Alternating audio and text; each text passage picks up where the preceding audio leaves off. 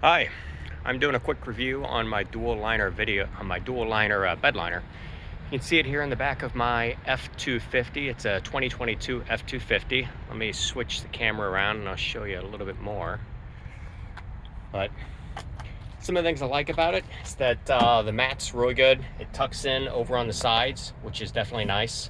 I had another bed liner before, and what I like about this is this sits behind these cleats right here, so it fits a little bit better. Overall, it's been a great bed liner. I've had it for probably about 3 weeks.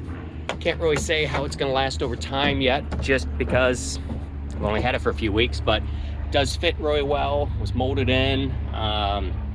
Just seems to be, as I did some research on it, one of the better bed liners around. And I like the fact that I can remove this mat, and the mat will then allow me to have my fifth wheel prep that's down here.